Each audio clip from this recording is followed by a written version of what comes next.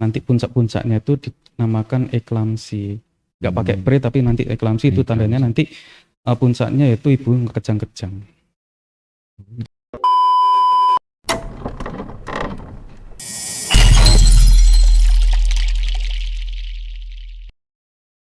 Maturun, kali ini bersama Mas Fatan, dokter muda baru lulus tahun 2021 nggih? Nggih, 2021 dari Universitas Muhammadiyah Surakarta. Surakarta ini Solo ya? Iya, Solo. Alhamdulillah. Nah, tema kali ini membahas tentang kesehatan ibu dan anak. Nah, ini dua anak muda ngomongin masalah perempuan, ibu dan anak. Enggak apa-apa sih kan sebagai ayah juga nantinya. Insya Allah. Gitu. Kan sudah menikah belum? Belum. Oh belum. Kalau saya sudah. Jadi ada sedikit pengalaman ketika meladeni ibu hamil sampai melahirkan. Nah, okay.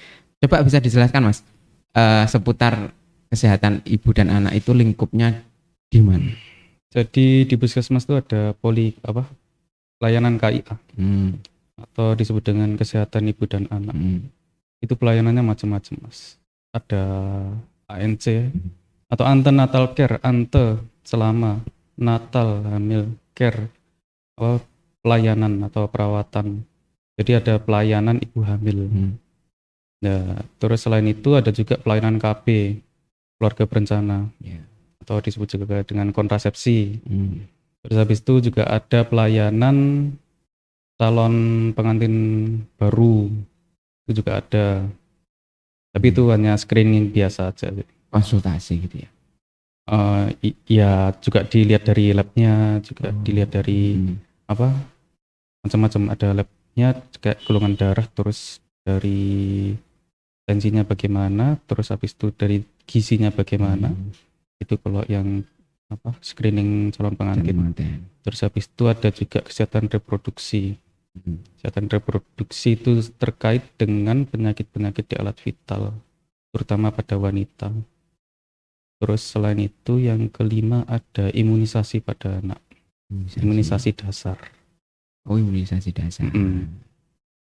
Banyak ya ternyata seputar KIA ini, kesehatan ibu dan anak. Yang pertama itu satu awalnya itu sebelum menikah ya, pranikah. Iya. Nah, berarti kesehatan ibu dan anak itu tidak semata-mata harus dijaga ketika ibu itu mengandung ya. Enggak ya, jadi sebelum hamil pun juga ada. Sebelum menikah pun harus dipastikan dulu gitu. Nah, kira-kira kalau sebelum menikah itu yang di screening apa Mas?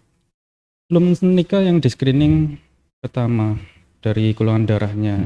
Golongan darah A atau B atau AB atau O, terus habis itu juga resusnya golongan darahnya apa, terus habis itu juga dilihat dari gizinya. Gizi yang dilihat gizinya dari tinggi badan, berat badan, terus lingkar lengan atas, terus habis itu IMT, indeks massa tubuh. Nanti IMT didapatkan dari hasil perhitungan tinggi badan dan berat badan. Nanti digolongkan apakah ibu ini kurus atau cukup gizinya atau obesitas gitu. Jadi kan kalau kayak pas hamil gitu kan, kalau misalnya ibu kurus kan juga butuh suplemen yang lebih. Juga kalau obesitas kan juga ada risiko penyakit kehamilan lainnya. Begitu. Jadi kayak awas diri sebelum hamil gitu loh. Itu yang screeningnya itu ya. Iya. Tapi kan itu untuk untuk mengetahui standarnya itu sekian. Jadi ketika nanti diwanti-wanti, ketika nanti hamil, ketika tidak terstandar bisa menimbulkan efek seperti ini gitu. Berarti tujuannya hanya untuk waspada aja ya, berarti peringatan, warning aja. Di screening sebelum menikah. Tapi kan ya kalau enggak memenuhi standar kan ya tetap nikahan bisa teman. Tidak bisa. Masa ngalangi orang nikah. Tidak harus semua dijaga sebaiknya. Tapi saya dulu enggak itu. Enggak ada screening. Enggak ada. Tapi bagus juga aja ya, banyak yang belum tahu sebenarnya ya. Iya. Sebetulnya baiknya memang harus screening ya, biar tahu apa yang harus nanti dijaga, dan ketika nanti berat badannya kurang kan harus ditambah gizinya ya. Nah, dari hasil screening itu nanti didapatkan surat pengantar ke KUA. Nanti hasil screeningnya bagaimana, kayak gitu. Dulu memang belum ada peraturannya mungkin ya, Mas. Kalau saya dulu kayaknya enggak, langsung aja. Iya. Apa aku sing nakal? Enggak. Enggak. Oh itu sudah. Terus ketika kan itu sebelum menikah. Nggih. Setelah menikah ya harus dijaga juga ya kesehatan ibunya ya. Iya, ketika betul. katakanlah ketika nikah langsung hamil lah. Nah itu yang harus dijaga betul untuk ibu hamil itu apanya? Yang dijaga betul adalah suplemennya. Oh, makanannya ya. Makanannya diperhatikan. Juga kontrol ke poli KIA juga diperhatikan. Jadi dalam dalam pelayanan ANC, ibu hamil itu minimal selama ibu hamil selama 9 bulan itu minimal harus periksa 6 kali. 6 kali. Minimal 6 kali. Minimal ya. Jadi dibagi menjadi 3 trimester, Mas. Satu trimester itu trimester pertama itu antara 0 sampai 12 minggu kehamilan. Itu minimal 2 kali periksa. Terus trimester kedua antara 12 sampai 24 minggu itu minimal 1 kali periksa.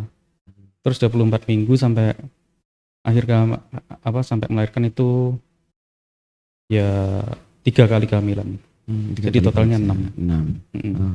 Itu ada keluhan ataupun tidak ada keluhan tetap harus periksa ini. Iya. Kadang meskipun nggak ada keluhan ternyata tensinya tinggi kan gitu, bisa mengarah ke penyakit preeklamsi gitu kan. Apa, Mas? Preeklamsi. Apa itu? Preeklamsi itu penyakit pada ibu hamil, istilahnya apa ya? Istilah awamnya itu keracunan karena hamil. Keracunan. Jadi istilah awamnya gitu sih, tapi pada dasarnya itu adalah karena perubahan daripada ibu hamil sehingga tanda-tandanya yaitu didiagnosis apabila pertama ada hipertensi. Tensi dikatakan tinggi pada ibu hamil apabila ada yang atas atau yang disebut dengan sistol, ada yang bawah disebut dengan diastol. Jadi kalau normalnya kan kalau kita kan 120/80 kan tensinya. Iya. Ya kalau ibu hamil dikatakan hipertensi itu apabila 140 yang atas, yang bawahnya 90. Kalau lebih dari sama dengan 140/90 itu didapatkan hipertensi dan diperiksa dari labnya, dari lab kencingnya itu, dari lab pemeriksaan urinnya itu ada kandungan proteinnya. Jadi normalnya kita ini kan kandungan urin tuh nggak ada protein. Oh gitu. Tapi kalau ada kandungan protein berarti ada kelainan di dalam tubuhnya. Seperti itu. Indikasi ya. Hipertensi berarti nggak, berarti gini, misal ini agak menyimpang sedikit. Kalau dikatakan hipertensi, jadi nggak cuma disimpulkan dari tekanan darah ya, berarti dari urin juga ya. Nggak, kalau yang selain ibu hamil. Oh, ibu hamil. Hanya ibu hamil saja. Kalau yang preeklamsi kan sama dengan hipertensi ditambah urinnya ada protein. Oh gitu. Untuk ibu hamil berarti ya. Iya. Ada kencingnya itu ada proteinnya. Betul. Preeklamsi. Tapi kalau berlanjut itu nanti akan menyebabkan kematian ibu hamil. Nanti puncak-puncaknya itu dinamakan eklamsi. Nggak pakai pre tapi nanti eklamsi itu tandanya nanti puncaknya yaitu ibu kejang-kejang. Ya, harus jaga betul ya berarti. Iya, lah maka dari itu pas pelayanan ANC itu ada screening preeklamsi. Pas pada saat usia kehamilan kurang dari 20 minggu. Nah itu nanti di screening dibagi menjadi 2, ada risiko sedang, ada risiko tinggi. Yang risiko sedang misalnya pertama usia lebih dari 35 tahun. Terus yang kedua multipara dengan suami yang pasangan yang berbeda. Multipara itu hamil dengan pasangan yang berbeda. Dulu pernah hamil dengan pasangan suami A, terus yang sekarang dengan pasangan suami B. Terus yang ketiga itu ada riwayat preeklamsi dari ibu atau saudara kandung. Terus yang keempat dari pemeriksaan tensinya nanti dihitung apakah ada hipertensi atau enggak. Terus habis itu yang terakhir ya yang tadi di urinnya apa ada protein atau enggak. apa enggak? Itu yang risiko sedang. Nanti kalau ada 2 hasil positif dari risiko sedang itu nanti dirujuk ke spesialis obgyn. Terus yang risiko tinggi itu ada beberapa. Pertama ada diabetes dalam kehamilan. Terus yang kedua ada hipertensi juga, tapi hipertensi yang sebelum kehamilan sampai kehamilan juga. Terus yang ketiga ada riwayat keguguran. Terus yang keempat itu ada pernah riwayat melahirkan secara prematur. Ya kalau ada salah satu aja yang dari risiko sedang ini langsung rujuk spesialis obgyn. Pengawasannya lebih sama diberi obatnya juga berbeda. Begitu. Jadi dari story-nya itu ya, iya, harus tercatat betul berarti ya dari story riwayat-riwayatnya ya. Iya. Bahkan tadi saya dengar yang beda suami pun maksudnya cerai terus menikah lagi jadi. Itu juga risiko sedang. Risiko rendah. Oh rendah. Ada rendah sama sedang. Gitu. Jaga betul berarti. Iya. Setelah makanan itu kan makanan yang dijaga tadi kalau ibu hamil tadi makanan. Jadi makanannya. Terus bentar. Betul. Kalau orang nyidam itu ya betul itu. Ya betul. Maksudnya aku mbiyen. Istri saya nyidam ini jari satu gak dituruti ngobah ini ngiler. Ya wis enggak apa-apa tak turuti jenenge nyidam. Kalau nyidam itu memang enggak, maksud saya enggak gaya-gayane, enggak bikinane istri ya, enggak ya. Enggak. Cuma mungkin apa itu namanya?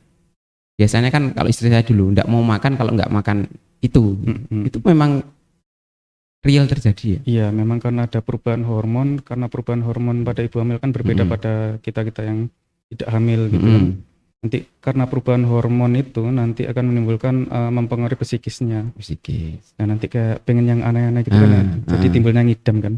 Nah terus selain itu perlu saya tekankan pada ibu hamil juga perlu ada suplemen juga mas. Ada suplemen penambah darah, ada suplemen asam folat. Suplemen penambah darah atau suplemen Fe ini minimal diberikan banyak 90 tablet selama kehamilan. Tapi memang harus enggak apa-apa ya konsumsi itu ya. Misalkan hamil. Gimana? Enggak apa-apa ya konsumsi obat kayak kan semacam suplemen biasa suplemen tapi enggak masalah ya. Enggak masalah. Malah sangat dianjurkan. Oh, sangat dianjurkan. Soalnya ibu hamil itu jadi suplemen penambah darah atau suplemen Fe ini gunanya untuk meningkatkan hemoglobin pada ibu. Ya, karena ibu hamil itu sangat rentan terhadap terjadinya anemia atau kekurangan darah. Iya. Karena kan kayak tubuh ibu hamil itu membagi untuk dirinya sama janinnya kan. Sama janinnya. Kayak biasanya susah makannya. Iya. Kalau yang susah makan itu terutama pada trimester pertama, Mas. Antara 0 sampai 12 minggu atau juga dipengaruhi karena adanya ibu hamil itu ada hormon namanya hormon HCG, Mas. Hormon HCG itu timbul pada ibu hamil yang mana apabila meningkat tuh puncaknya antara 6 sampai 18 minggu. Nah, akibat adanya peningkatan hormon ini menimbulkan gejala mual dan muntah. Nah, maka dari itu memang itu suatu hal yang fisiologis, suatu hal yang normal, bukan suatu penyakit. Menjadi penyakit kalau mual dan muntah berlebihan sampai gak mau makan sama sekali. Itu menjadi suatu penyakit yang dinamakan hiperemesis gravidarum. Kalau sudah masuk kayak gitu harus dirawat inap. Kalau mual muntah dikit biasa masih mau makan itu cukup dikontrol makanan di KIE aja, diedukasi makan yang sering tapi dikit-dikit aja, terus jangan makan makanan yang berbau tajam. Terus juga jangan lupa karena muntah kan juga mengeluarkan cairan yang banyak, jadi juga sering-sering minum gitu. Aku takut kira tuh nyimpang sedikit aja. Kalau istri saya dulu, kalau katanya istri saya ya, enggak mau dia makan nanas itu juga ya, enggak boleh ya, memang enggak boleh ya makan nanas itu enggak masalah. Enggak masalah ya? Enggak masalah. Kenapa kok nanas enggak boleh? Makanya karena bikin keguguran gitu. Nah, gitu katanya gitu. kalau di ini. Justru kalau ibu hamil tuh malah jangan hanya makan yang satu jenis saja. Makan yang variasinya banyak biar gizinya terpenuhi. Dari karbohidratnya, protein nabati, protein hewani, terus dari sayur, terus buah, vitamin, mineral. Itu biar perkembangan janinnya itu baik. Periksa terus didampingi terus sampai persalinan. Betul. Ya ta. Terus kalau apa itu namanya? Menjelang persalinan. Ya. Menjelang persalinan tuh periksanya itu tadi berapa Mas? 2 kali minimal? 3 kali. Oh 3 kali. Okay. 3 kali. Terus kadang ada yang sudah waktunya tapi belum menunjukkan tanda-tanda persalinan. Betul. Itu gimana Mas?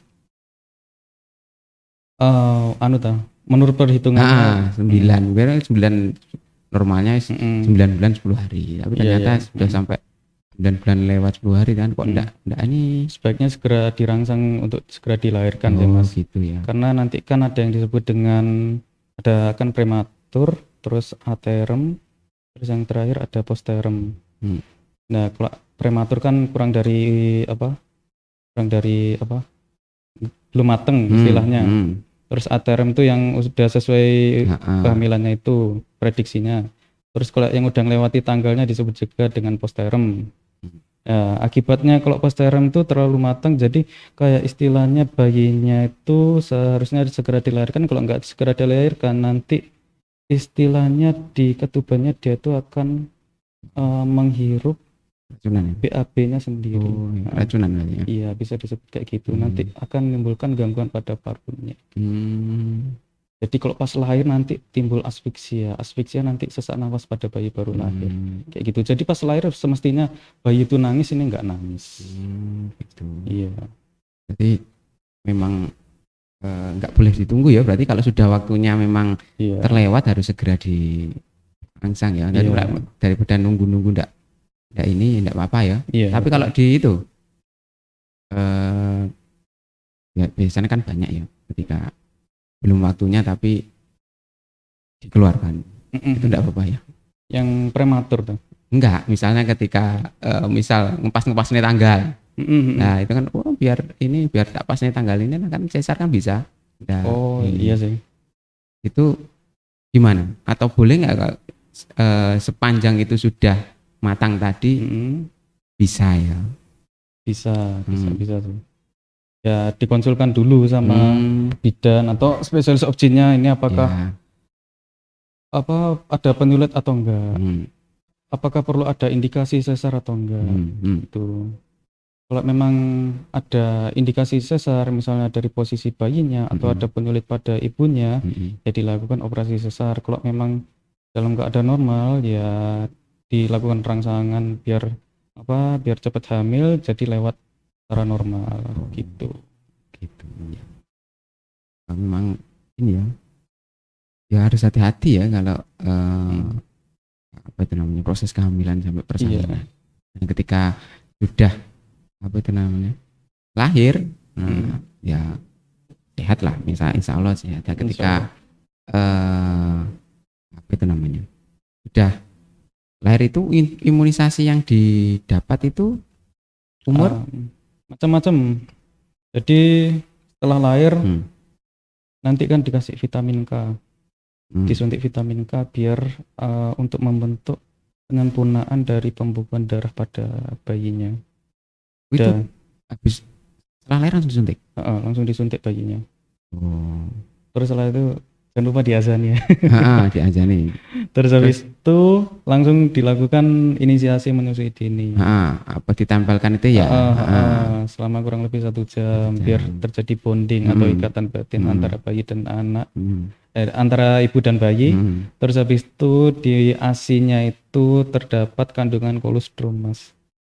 Jadi kolostrum itu kandungan gizinya itu baik untuk bayi baru lahir. ASI pertama itu ya? Iya, ASI pertama. Terus setelah itu divaksinnya macam-macam. Ada vaksin hepatitis, terus nanti hepatitis B. Terus habis itu setelah pulang gitu kan, terus nanti bisa datang ke Polikaya atau Posyandu atau ke poli anak, nanti dilakukan penyuntikan imunisasi. Sama ada imunisasinya BCG, Bacillus calmette-guanin, nanti disuntik di bahu sebelah kanan. Makanya panjenengan kalau lihat bahu panjenengan kan sebelah kanan kan ada kayak bekas scar gitu kan, luka ini. Itu bekas imunisasi BCG. Itu untuk mencegah penyakit tuberkulosis. Iya. Terus habis itu ada juga imunisasi yang lainnya, misalnya DPT juga ada, atau difteri, pertusis. Terus habis itu ada MMR, measles, rubella, terus juga macam-macam. Banyak ya? Nanti ada tabelnya. Nanti biasanya kalau ibu hamil tuh kalau kontrol gitu pertama kali nanti dapat buku pink, buku KIA itu ya.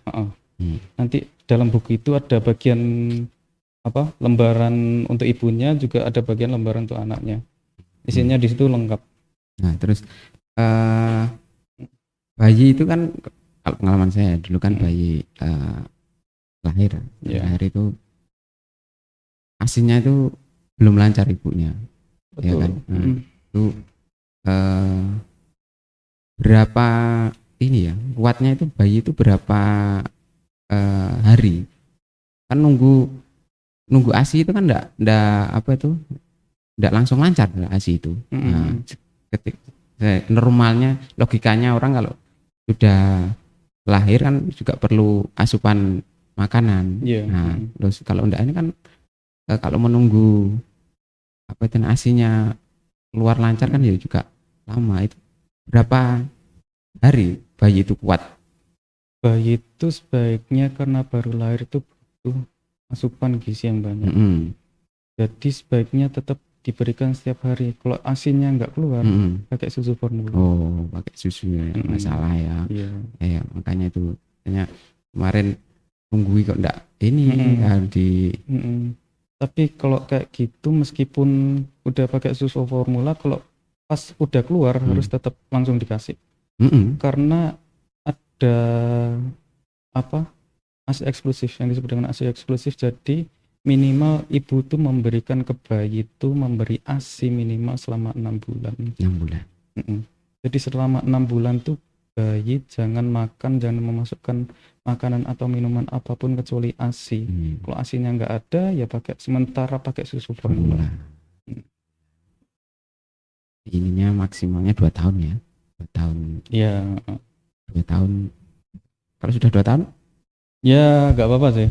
Apa ya? Nggak apa-apa. Biasanya 2 tahun anak usia 2 tahun. Tapi kalau di ibu maaf, ini agak menyimpang sedikit juga. Kalau di ibu setelah melahirkan, kalau sudah misal selesai menyusui itu ASI-nya tetap keluar apa enggak? Ini ya, enggak keluar apa enggak keluar ya? Setelah melahirkan? Enggak, setelah 2 tahun tadi. Setelah 2 tahun tetap keluar sih. Oh, itu tapi tetap dengan dirangsang keluar ASI gitu. Oh, sama bayinya ya. Tapi kalau enggak ya enggak berarti ya. Lah, nanti ada masanya itu, nanti gimana ya? Ada masanya sulit untuk keluar, nggak seproduktif seperti awal-awal gitu, karena ada penurunan hormonnya. Masanya itu kan kalau ada ASI-nya terus kalau enggak dikeluarkan enggak apa-apa. Yang tergantung pas anaknya umur berapa. Kalau umur setelah 2 tahun. Oh ya, enggak apa-apa. Enggak apa-apa ya. Itu aku kok ya jenis saya bukan orang kesehatan ini. Gitu. Nah, terus tadi setelah bayi melahirkan. Bayi dilahirkan. Nah, terus sudah terus selesai, terus diimunisasi lengkap terus disusui sampai maksimal 2 tahun ya, sampai 2 tahun. Lebih dari 2 tahun enggak apa-apa. Enggak apa-apa ya. Enggak apa-apa. Tapi kadang ya 2 tahun sudah selesai kan. Iya. Tergantung kebutuhan. Lah, tergantung kebutuhan. Dan terus kan lebih rentan itu kan tadi jenengan bilang masalah kesehatan reproduksi, alat reproduksi bagi wanita ya yang lebih rentan. Wanita iya, kalau pria juga, tapi ngarahnya bukan ke poli KIA sih, kalau yang pria ke poli umum. Kulit dan itu ya. Itu kalau di rumah sakit, kalau di puskesmas ke poli umum. Tapi nanti kalau misalnya yang datang hanya ibunya saja, nanti dikasih obat, ya obat untuk ibunya dan juga obat suaminya. Karena kesehatan reproduksi kan juga terkait dengan infeksi menular seksual. Infeksi yang ditularkan melalui hubungan seksual. Jadi kalau misalnya ibunya udah sembuh, suaminya masih sakit, itu nanti ya tetap aja kayak pingpong gitu. Jadi kayak ibunya sembuh, suaminya sakit, nanti pas hubungan seks suaminya tetap nularin ibunya sakit lagi. Atau suaminya udah sembuh, ibunya sakit, pas hubungan seks ya ketularan lagi suaminya, kayak gitu. Jadi dua-duanya harus diobati. Penting sekali menjaga kesehatan ibu dan anak, ya kan. Terus kalau itu, saya tanya kalau stunting itu pada anak, usia, jadi ada stuntingnya apa tuh? Stunting itu pendek, anak pendek istilahnya. Jadi ada pengukurannya, Mas. Jadi ada grafik di buku pink ya nanti, pernah tahu buku pink? Nah, di bagian lembaran bagian anak itu nanti ada grafik. Di sini ada grafik tinggi badan, di sini ada grafik berat badan. Nanti ada patokannya, ada patokan garisnya. Nanti ada standar deviasi 0, terus -1, -2. Nanti kalau disebut stunting apabila tinggi badan terhadap berat badan itu kurang dari standar deviasinya kurang -2. Jadi perawakannya tuh pendek. Nah, kalau perawakan pendek itu tidak hanya tubuhnya saja yang pendek, tapi juga akan menimbulkan tumbuh kembangnya dari otak itu juga terganggu. Nanti yang dikhawatirkan kalau dari anak stunting tuh kayak di sekolahnya kurang berprestasi itu. Oh gitu. Ya, juga mungkin rentan terhadap penyakit gitu. Berarti stunting kurang gizi sama enggak ya? Kurang gizi macam-macam, tapi salah satunya stunting. Ya. Stunting itu bisa diatasi dengan pemberian asupan gizi. Ya, asupan gizi yang intens. Karena akhir-akhir ini saya survei ke anak-anak yang stunting, terus setelah dilakukan kuesioner pada ibu, yang salah dari mereka adalah jenis makanan yang kurang. Jadi juga mungkin karena pengaruh ekonomi juga ya. Jadi kayak untuk memberi makanan yang mengandung gizi yang tinggi itu jadi kurang gitu. Jadi sebenarnya enggak harus mahal ya. Enggak harus mahal sih. Cuma kebanyakan karena mereka tuh kurang makan protein. Protein mereka hanya didapatkan dari tahu atau tempe yang kuantitasnya kecil dan telur yang juga kuantitasnya kecil sih. Jadi kan kayak juga kandungan protein kan nggak sebanyak yang ada di daging. Karena kan daging bagi mereka mahal, jadi mereka jarang sekali memasak daging. Gitu. Terus juga dari mungkin ada anak yang nggak suka sama susu formulanya, atau juga dari ibunya yang udah tidak melakukan ASI eksklusif ya, atau udah berhenti ASI kurang dari 6 bulan, atau juga mungkin juga jarang minum susu juga, meskipun bukan ASI jarang minum susu. Terus habis itu dari kuantitas makanannya sehari itu ada yang hanya 2 kali saja. Terus habis itu juga makan yang cemilan yang kurang mengandung gizi, seperti itu. Oke. Jadi enggak salah asuh juga bisa menimbulkan stunting, walaupun bukan, misal gini, anak susah makan, ya kan, susah makan, ini bukan karena orang tuanya enggak mampu, mungkin karena kesibukan orang tuanya makan semaunya anaknya, misal anaknya maunya iya betul, garingan, misalnya garingan cuma nasi sama Kentucky gitu aja. Iya. Nah, itu juga bisa Iya, mempengaruhi. heeh. Iya, mempengaruhi banget. Juga saya tanyakan juga yang anak-anak stunting ini jarang makan buah. Terus kalau sayur tuh kuantitasnya juga sangat sedikit. Seharusnya bukan karena ndak melulu orang yang ekonominya di bawah standar lah ya, Iya sih. sebetulnya cuma ya mampu, tapi mungkin pada pola asuhnya yang kurang mampu mereka itu. Jadi ketika terlalu memanjakan anak-anaknya mintanya ini ya dituruti, tapi gizinya tidak diperhatikan. Betul. Jadi kayak memberi makan tuh hanya mau anaknya, bukan ada ilmu kebutuhan gizi dari orang tua kepada anaknya. Itu seharusnya 3 kali sehari dengan makan diberikan 2 kali selingan seperti itu. Terus apa itu namanya? Kalau enggak makan sayur, enggak makan buah, biasanya orang tua ya wis ben enggak dipaksa ya.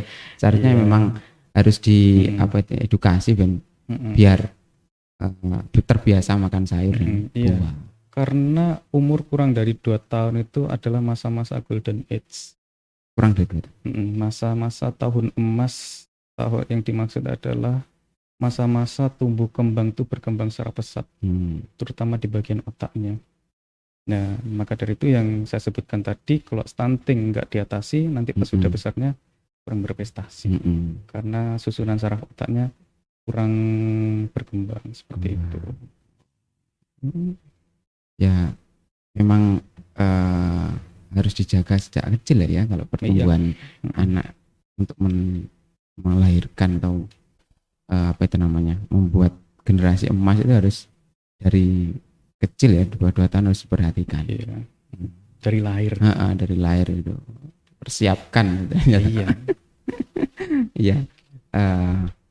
Terima kasih Mas Fatan atas bincang-bincang pagi ini terkait kesehatan ibu dan anak dari belum menikah sampai lahir, bahkan tadi sedikit menyinggung tentang stunting. Ya toh. Nanti cukup informatif sebetulnya, sederhana, tapi ya memang realnya seperti itu, faktanya seperti itu di. Nah, ini matur nuwun, semoga sukses selalu dan prakteknya di sini cepat selesai, dan setelah ini kan setelah praktek terus dapat izin praktek ya. Iya. Dapat izin praktek. Mau ke mana ini? Buka praktek apa ke PNS ini nembaknya? Apa langsung ke spesialis? Mau kerja dulu. Mau kerja. Iya, kerja ya. Jangan lupa dipikir untuk berkeluarga nanti. Oh pasti dong. Lah ya. Ya, matur nuwun Mas Fatan. Nanti jangan lupa kalau ada informasi lagi, kesini lagi, kita bincang-bincang lagi ya. Mungkin ada info kesehatan yang baru dari kedokteran, dan mungkin yang perlu diinformasikan kepada masyarakat. Oke, matur nuwun sangat. Terima kasih sudah bersama saya di podcast ini, dan untuk pemirsa sampai jumpa lagi ke tamu-tamu saya berikutnya. Wassalamualaikum warahmatullahi wabarakatuh. Waalaikumsalam.